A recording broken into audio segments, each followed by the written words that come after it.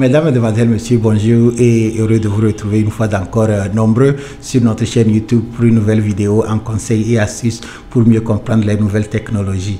Je me nomme Dominique Adabi et je suis le promoteur de Montego.net.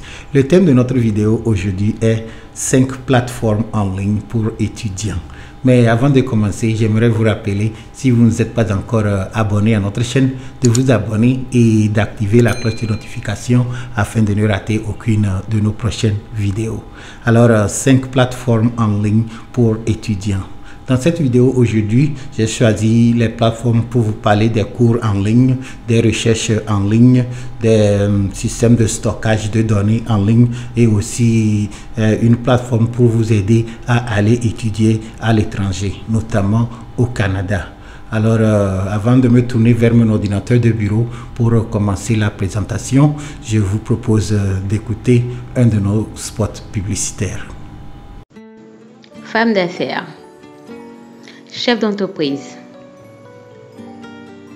ONG et associations, responsables religieux. Faites découvrir vos activités en ligne en commandant un site web chez Montego.net à partir de 50 000. Appelez le 90 55 47 77.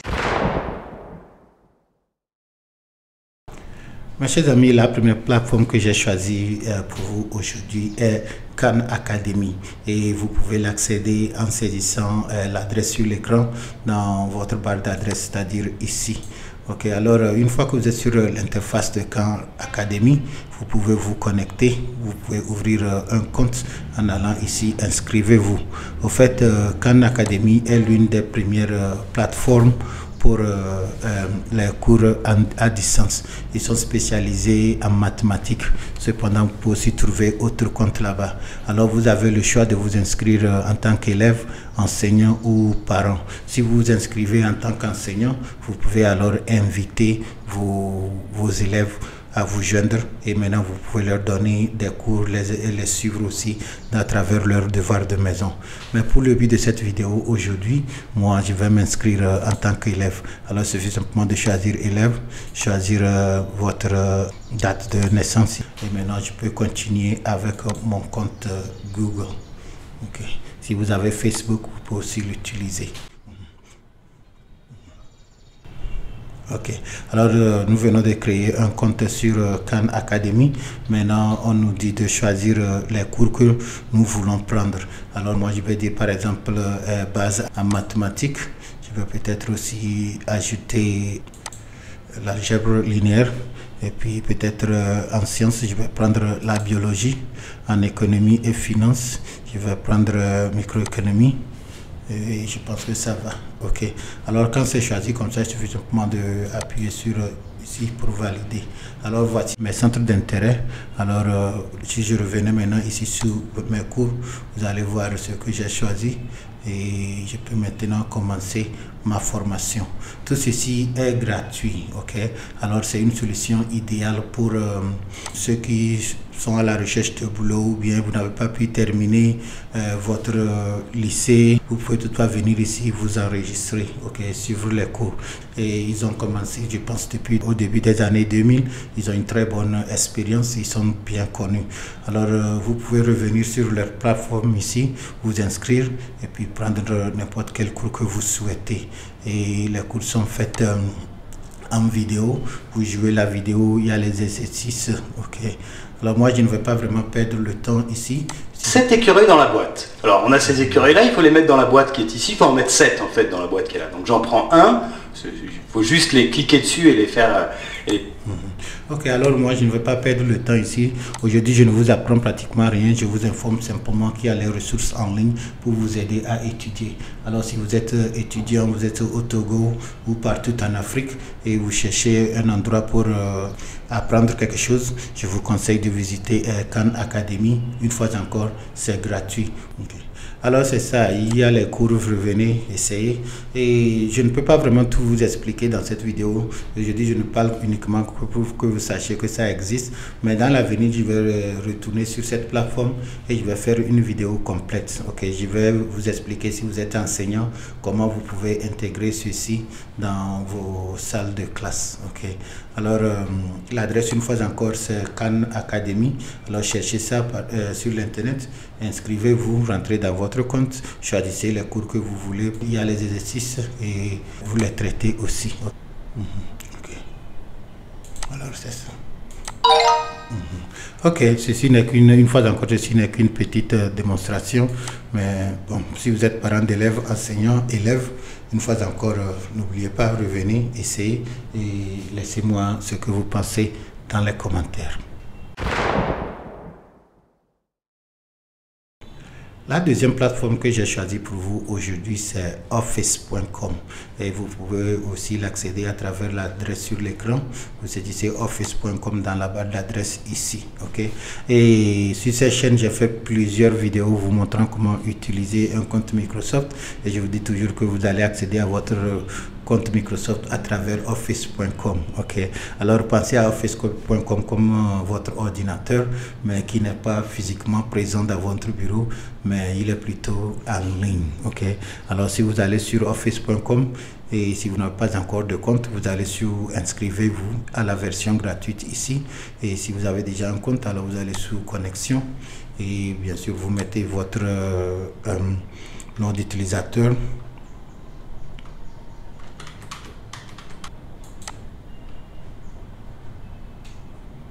votre mot de passe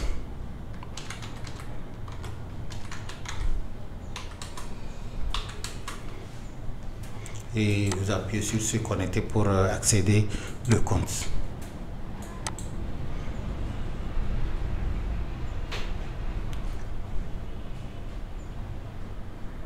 Une fois dans le compte, vous allez sur le lanceur d'application et à partir d'ici, vous pouvez utiliser Outlook, OneDrive, Word, Excel, PowerPoint.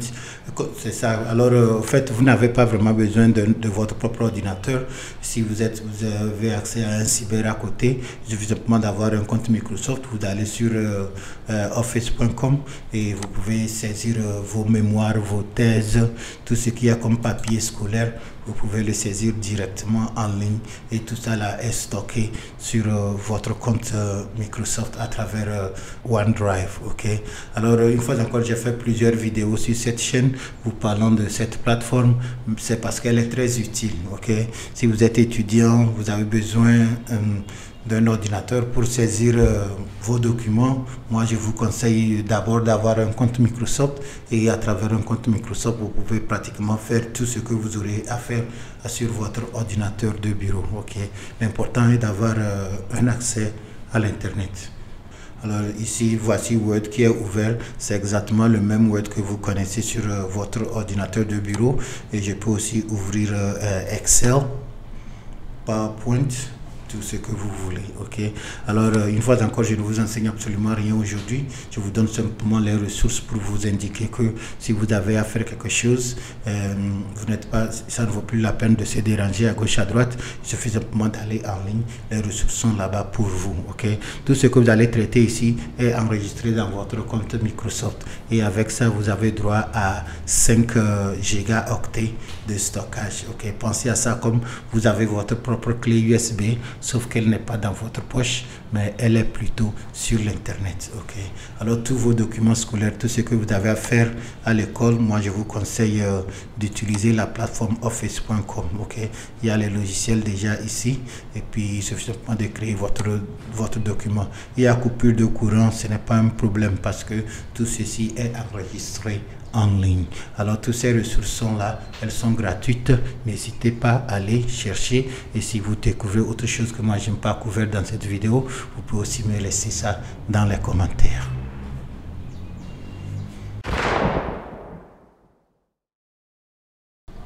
La troisième plateforme que j'ai choisie pour vous aujourd'hui est Wikipédia. Wikipédia est une encyclopédie en ligne, ok, et c'est gratuit.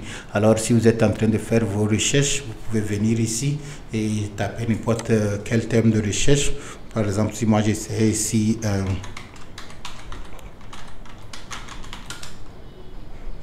Si je cherche ici par exemple réchauffement climatique, vous allez voir que l'article va s'ouvrir et puis bon, tu peux lire, prendre tes informations et bon, tout ce que vous voulez faire c'est gratuit. Moi je me rappelle quand j'étais encore sur les bancs au CG ici au Togo et j'attendais seulement les mercredis après-midi avant d'aller à la bibliothèque et utiliser le dictionnaire. Mais aujourd'hui, heureusement, toutes ces solutions sont maintenant gratuites et disponibles sur nos portables. Alors franchement, faisons usage de ces avantages. Alors revenez, essayez Wikipédia, n'importe quel terme que vous voulez chercher, il suffit simplement de taper ça ici, il y aura les résultats qui vont sortir et vous pouvez les lire, l'utiliser comme vous souhaitez, ok? C'est à accès libre, ok? Je vous conseille aussi, si vous êtes expert dans un domaine, vous pouvez maintenant créer un compte sur Wikipédia et vous allez devenir un contributeur, ok? Par exemple, si vous voulez nous parler de votre village natal, ok, vous êtes natif, peut-être il y a certaines coutumes que vous faites là-bas que tu veux partager avec nous, c'est pas un problème, il faut simplement avoir un compte sur Wikipédia, une fois encore c'est gratuit et vous nous laissez les articles là-bas, ok. Et bon, si vous voulez parler de vous, je pense que vous vous connaissez mieux, alors il ne s'agit pas d'attendre un stagiaire qui va venir des États-Unis ou bien du Canada un jour ici et venir nous écrire nos articles sur nos propres coutumes. Alors si vous êtes là, si ça vous intéresse, si vous voulez faire la promotion de vos langues, de vos villes, de tout ce que vous avez chez vous et vous voulez que le monde entier découvre, allez sur Wikipédia, ouvrez un compte, devenez contributeur. C'est très bon d'être un contributeur. Moi-même qui vous parle, je suis un contributeur Wikipédia depuis 2014. Alors si vous êtes dans n'importe quel domaine et vous pensez que vous êtes expert ou bien vous avez à contribuer, vous allez écrire. Et maintenant la communauté va lire et il y aura des suggestions et si ça tient bon, alors on va approuver ça et tout le monde va utiliser ça, ok. Franchement, c'est un outil très puissant. Et si vous êtes étudiant, vous voulez aussi améliorer votre CV, c'est toujours bon d'écrire sur le CV, je suis un contributeur Wikipédia, ok. Alors, il y a plusieurs manières de se faire découvrir, mes chers amis, et je vous conseille aussi de commencer avec Wikipédia. Venez, lisez, prenez ce que les autres ont dit, et si vous aussi vous vous sentez expert dans un domaine, n'hésitez pas à partager votre expertise avec nous. Merci.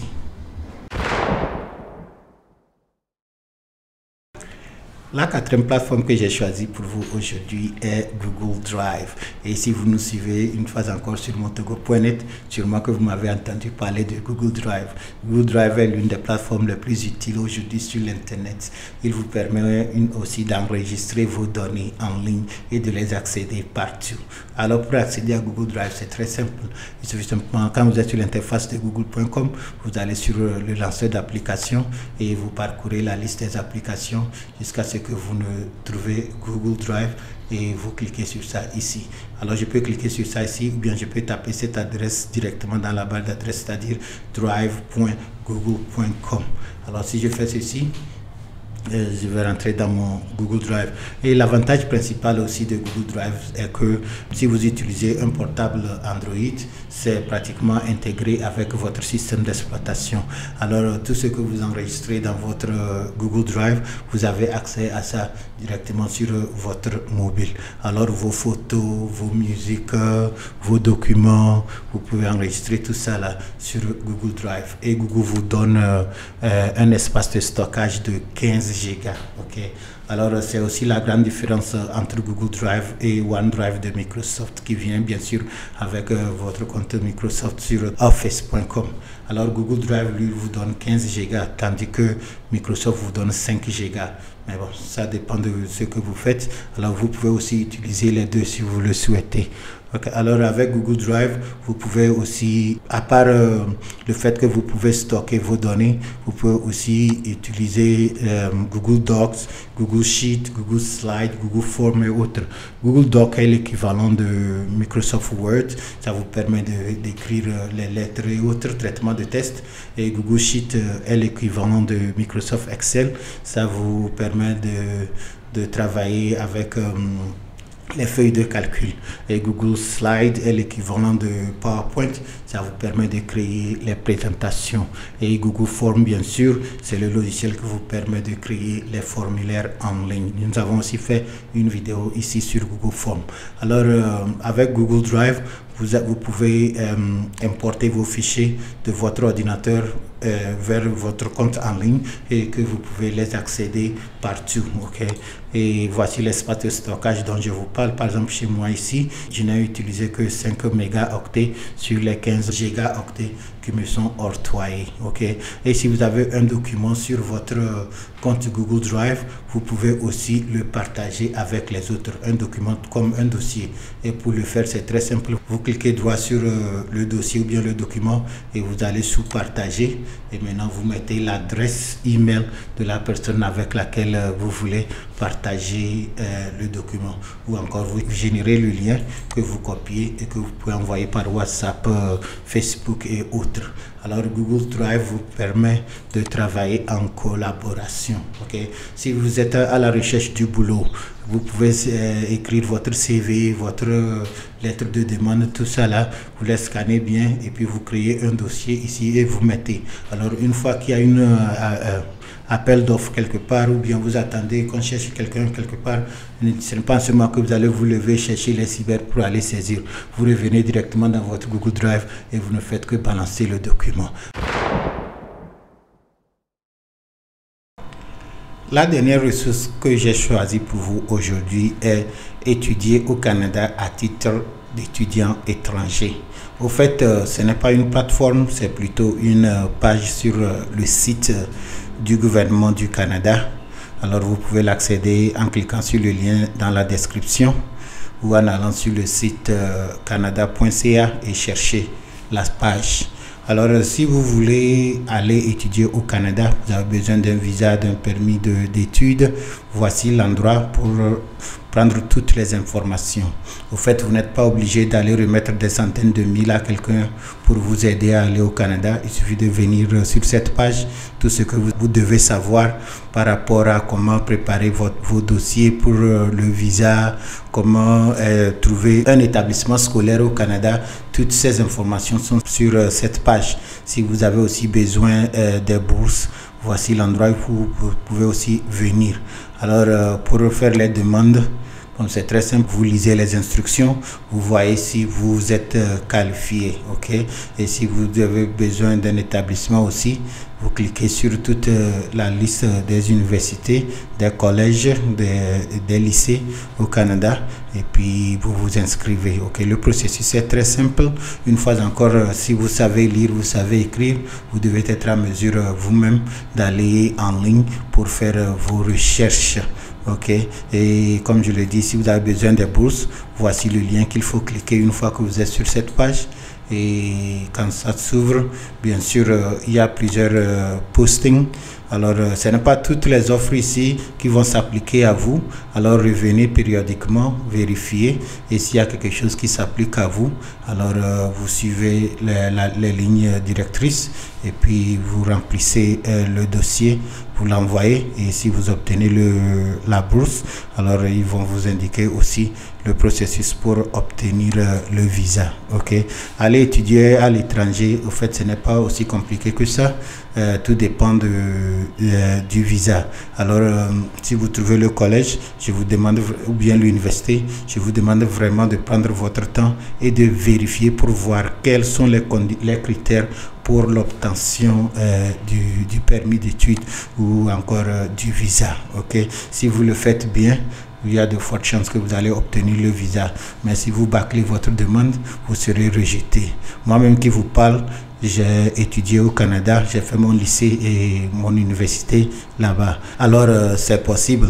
Revenez sur cette page, vérifiez et si vous trouvez quelque chose qui s'applique à vous, n'hésitez pas de faire la demande et vous allez voir le reste. Au fait, les frais pour le visa d'études au Canada est seulement à 150 $, ce qui ferait entre 80 et 90 000 francs CFA. C'est tout ce que vous avez à payer pour les frais de visa.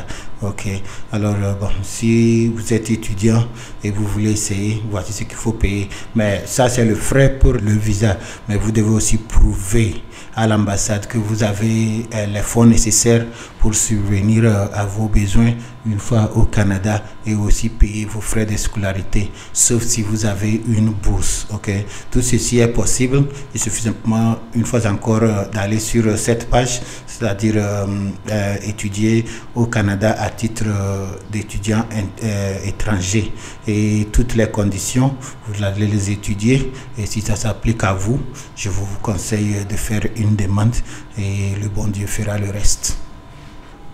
Mes chers amis, nous sommes arrivés à la fin de notre vidéo aujourd'hui. J'espère que la façon dont je vous ai amené sur mon ordinateur de bureau et je vous ai présenté ces 5 plateformes pour étudiants, vous avez trouvé ça utile. Si tel est le cas, je vous demande de partager cette vidéo, et si vous n'êtes pas encore abonné à notre chaîne, je vous rappelle aussi de vous abonner et d'activer la cloche de notification afin de ne rater aucune de nos prochaines vidéos. Une fois encore, je vous remercie et à la prochaine.